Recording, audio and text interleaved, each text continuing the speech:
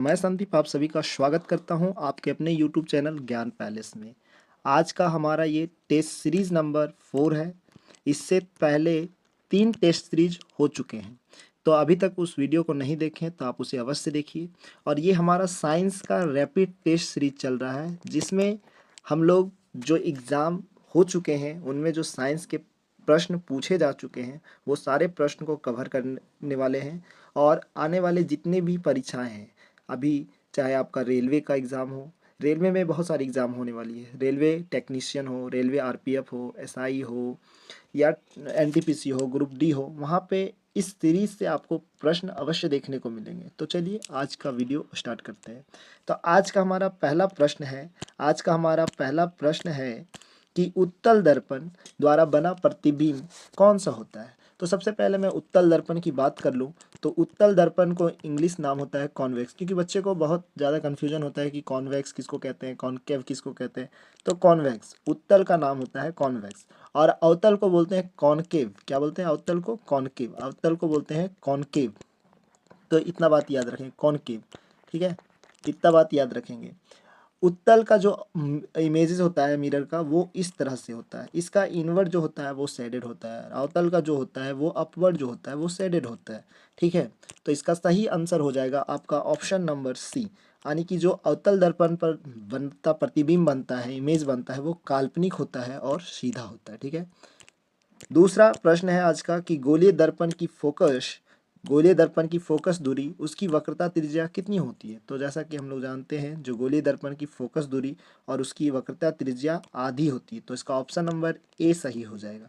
ठीक है, अगला प्रश्न आपका तीसरा नंबर का प्रश्न है कि हजामत बनाने के लिए, हजामत जिसको हम लोग बोलते हैं शेविंग करना, बाल कटवाना, उस समय कौन से मिरर का यूज किया जाता है। तो हम लोग जैसा कि जानते हैं, इसमें अवतल दर्पण का यूज किया जाता है। अवतल दर्पण बोले तो कॉन्केव मिरर का ऐसे इमेज बनता है। अपवर्ड जो होता है वो साइडेड होता है। ठीक है, अगला प्रश्न है कि द्रव का यानी किसी लिक्विड का आपेक्षिक घनत्व जो होता है मापा जाता है, किससे मापा जाता है। तो ये आपका मापा जाता है हाइड्रोमीटर से। किससे मापा जाता है? हाइड्रोमीटर से। अगला प्रश्न है कि दूध की शुद्धता किस यंत्र से मापी जाती है। तो हम लोग सभी कोई जानते हैं इसको कि लैक्टोमीटर से दूध की शुद्धता मापी जाती है। शुद्धता मतलब कितना उसमें पानी मिलाया है और कितना प्योर दूध है। ठीक है, अगला प्रश्न है कि मोटर गाड़ी के चालक होते हैं के सामने लगा रहता है। तो मोटर गाड़ी के चालक के सामने कौन सा मिरर लगा रहता है। तो इसका सही आंसर हो जाएगा उत्तल दर्पण। कौन सा? उत्तल दर्पण। फोटोग्राफिक कैमरे का अभिदृश्यक होता है। कौन सा लेंस जो होता है वो अभिदृश्यक होता है। तो इसका सही आंसर हो जाएगा उत्तल लेंस। क्या हो जाएगा? उत्तल लेंस। अगला प्रश्न है 8वां नंबर का, और 8वां प्रश्न है आपका कि पानी में हवा का बुलबुला किस तरह का कार्य करता है। तो पानी में जो हवा का बुलबुला होता है वो किस तरह से कार्य करता है। तो इसका सही आंसर हो जाएगा अवतल लेंस की भांति काम करता है पानी में हवा का बुलबुला। अगला 9वां नंबर का प्रश्न है, और 9वां नंबर प्रश्न है आपका कि वायुमंडल की आर्द्रता मापी जाती है, किससे मापी जाती है वायुमंडल की आर्द्रता। तो इसका सही आंसर हो जाएगा हाइग्रोमीटर। जैसे देखिए, वायुमंडल की आर्द्रता पूछे तो हो जाएगा आपका हाइग्रोमीटर, लेकिन जल की आर्द्रता पूछे जाए तो आपको लगाना है हाइड्रोमीटर। ठीक है, अगला प्रश्न है 10 नंबर का प्रश्न है, और 10 नंबर का प्रश्न काफी इंपॉर्टेंट है। भूकंप मापी यंत्र यानी कि भूकंप को किस यंत्र से मापा जाता है। तो इसमें मापा जाता है आपका, इसका सही आंसर हो जाएगा सिस्मोग्राफ पे। सिस्मोग्राफ। कौन सा ग्राफ? सिस्मोग्राफ। ठीक है, अगला प्रश्न है ध्वनि की जो तीव्रता होती है साउंड का, वो किस में मापी जाती है। तो इसका सही आंसर हो जाएगा डेसिबल में मापी जाती है। किस में मापी जाती है? डेसिबल में।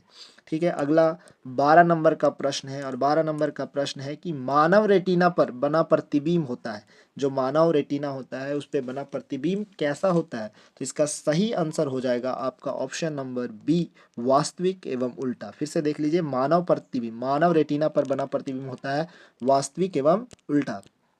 अगला प्रश्न है कि जब कोई वस्तु को दो समांतर समतल दर्पण के बीच रखा जाए, जैसे एक दर्पण यहाँ एक दर्पण यहाँ, और कोई वस्तु को यहाँ रखा जाए, तो बने हुए प्रतिबिंब की संख्या होगी कितनी होगी। तो इसका सही आंसर जो हो जाएगा वो आपका हो जाएगा अनंत, मतलब इन्फिनाइट नंबर ऑफ प्रतिबिंब बनेंगे। ठीक है, अगला प्रश्न है आपका 14 नंबर का प्रश्न होगा। और ये 14 नंबर का प्रश्न है कि हृदय की गति सुनने के लिए, हृदय की जो गति होती है, हार्ट बीट सुनने के लिए किस यंत्र का प्रयोग किया जाता है? हृदय की गति की जो ध्वनि होती है, साउंड होती है, उसको सुनने के लिए किस यंत्र का यूज करते हैं हम लोग? तो इसका सही आंसर हो जाएगा सेक्सटेंट। क्या नाम हो जाएगा? सेक्सटेंट। सेक्सटेंट का यूज किया जाता है। अगला 15 नंबर का प्रश्न होगा आज का, और 15 नंबर प्रश्न है कि वायुमंडलीय दाब की माप की जाती है। वायुमंडलीय जो दाब होता है उसको किस में मेजर किया जाता है, किस इंस्ट्रूमेंट में मेजर किया जाता है? तो इसका सही आंसर हो जाएगा आपका बैरोमीटर। बैरोमीटर, वायुमंडलीय दाब बैरोमीटर से मापा जाता है। अगला प्रश्न है 16 नंबर का, और 16 नंबर का प्रश्न है कि सरल सूक्ष्मदर्शी में वस्तु को रखा जाता है। सरल सूक्ष्मदर्शी में वस्तु को कहाँ रखा जाता है? तो ये वस्तु को रखा जाता है लेंस और प्रकाश केंद्र के बीच, लेंस और प्रकाश केंद्र के बीच। अगला प्रश्न है आपका 17 नंबर का, और 17 नंबर प्रश्न कह रहा है कि वनस्पति तेलों से कृत्रिम घी बनाने में किस उत्प्रेरक का प्रयोग किया जाता है? तो इसका सही आंसर हो जाएगा आपका निकेल का प्रयोग किया जाता है, निकेल। ठीक है। अगला अगला प्रश्न है आपका 18 नंबर का प्रश्न होगा, और 18 नंबर का प्रश्न है कि अमोनिया गैस बनाने की हैबर विधि में किस उत्प्रेरक का प्रयोग किया जाता है? तो इसका सही आंसर हो जाएगा लौह चूर्ण का, लौह चूर्ण का प्रयोग किया जाता है। अगला प्रश्न है 19 नंबर का प्रश्न है, और 19 नंबर का प्रश्न है कि अवतल अवतल दर्पण में वस्तु का प्रतिबिंब दर्पण के पीछे काल्पनिक, सीधा तथा वस्तु से बड़ा बनता है। जब वस्तु होती है, वस्तु कहाँ पे होगी? जब अवतल दर्पण में, उसमें काल्पनिक बनेगा, सीधा और वस्तु से बड़ा बनेगा। तो ये किस जगह पे रहेगा? किस जगह? तो फोकस। इसका सही आंसर हो जाएगा डी नंबर, फोकस और ध्रुव के बीच में रहेगा। तब जो इमेज बनेगा वो काल्पनिक होगा, सीधा होगा तथा वस्तु से बड़ा बनेगा। अगला प्रश्न है 20 नंबर का, और 20 नंबर का प्रश्न बहुत बार पूछा जाता है एग्जाम में, तो ये बहुत इंपॉर्टेंट। रक्त का दाब किस यंत्र से मापा जाता है? तो रक्त का जो दाब होता है वो किस में नापा जाता है? तो स्फिग्मोमैनोमीटर से नापा जाता है। ऑप्शन नंबर बी सही हो जाएगा, स्फिग्मोमैनोमीटर। अगला 21 नंबर का प्रश्न है, और 21 नंबर का प्रश्न कहता है कि ट्रांसफार्मर का क्रोड बना होता है। ट्रांसफार्मर का जो क्रोड होता है वो किससे बना होता है? तो नर्म लोहे का बना होता है। किससे बना होता है भाई? नर्म लोहे का। याद रखेंगे, नर्म लोहे का बना होता है ट्रांसफार्मर का क्रोड। ठीक है। अगला प्रश्न है ट्रांसफार्मर किस सिद्धांत पर आधारित है? तो ट्रांसफार्मर आपका जो है वो विद्युत चुंबकीय प्रेरण के नियम पर आधारित है।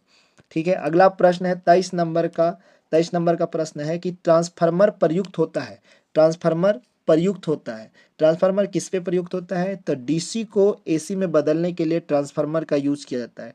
डीसी को एसी में बदलने के लिए ट्रांसफार्मर का यूज किया जाता है। अगला प्रश्न है 24 नंबर का, और 24 नंबर का प्रश्न है कि व्हीट स्टोन ब्रिज का व्यवहार किसे मापने के लिए किया जाता है?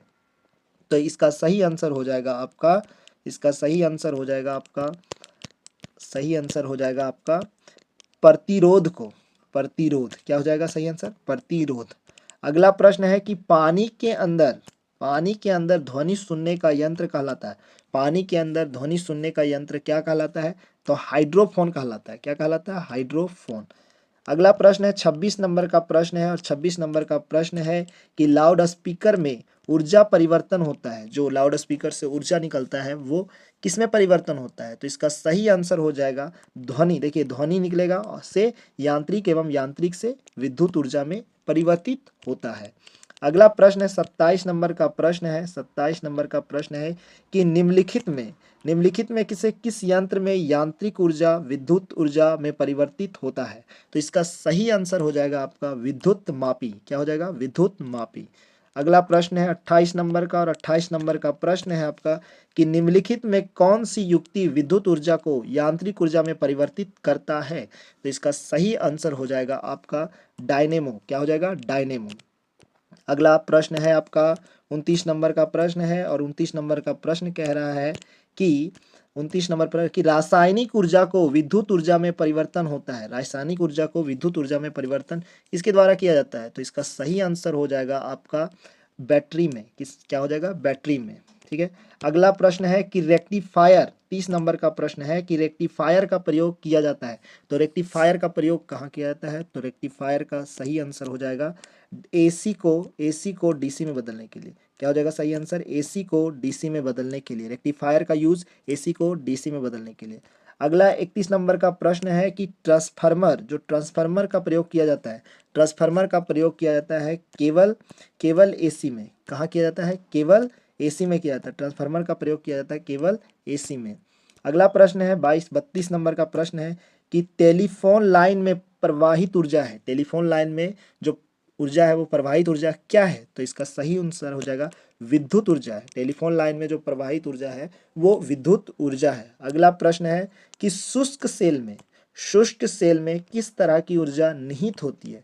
तो शुष्क सेल में किस तरह की ऊर्जा निहित होती है? तो इसका सही आंसर हो जाएगा रासायनिक ऊर्जा। कौन सा ऊर्जा भाई? रासायनिक ऊर्जा। अगला प्रश्न है कि कौन सा यंत्र एसी वोल्टेज को निम्न एसी वोल्टेज में उच्च एसी वोल्टेज को, देखिए, उच्च एसी वोल्टेज को निम्न एसी वोल्टेज में या निम्न एसी वोल्टेज को उच्च एसी वोल्टेज में बदलता है? तो इसका सही आंसर हो जाएगा ट्रांसफार्मर। क्या हो जाएगा? ऑप्शन नंबर डी सही हो जाएगा, ट्रांसफार्मर। तो ये वीडियो आपको कैसा लगा कमेंट में ज़रूर करके बताइएगा, और ये सीरीज़ आप ज़रूर देखिएगा और अपने दोस्तों तक शेयर कीजिएगा, और अपने जितने भी व्हाट्सअप टेलीग्राम ग्रुप हैं वहाँ पे ज़रूर शेयर कीजिएगा। और ये वीडियो कैसा लगा कमेंट में ज़रूर लिखिएगा। और अभी तक चैनल को सब्सक्राइब नहीं किए हैं तो इसे अवश्य कर लें। इस चैनल से आपको निश्चित ही बहुत ही मदद मिलेगा। तो और ये वीडियो कैसा लगा कमेंट में ज़रूर करके लिखिएगा। और अगर इस टॉपिक का आपको PDF चाहिए तो नीचे डिस्क्रिप्शन में टेलीग्राम चैनल का लिंक दिया हुआ है, उससे आप जुड़ जाइए, वहाँ पे PDF आपको मिल जाएगा। Thank you, have a nice day.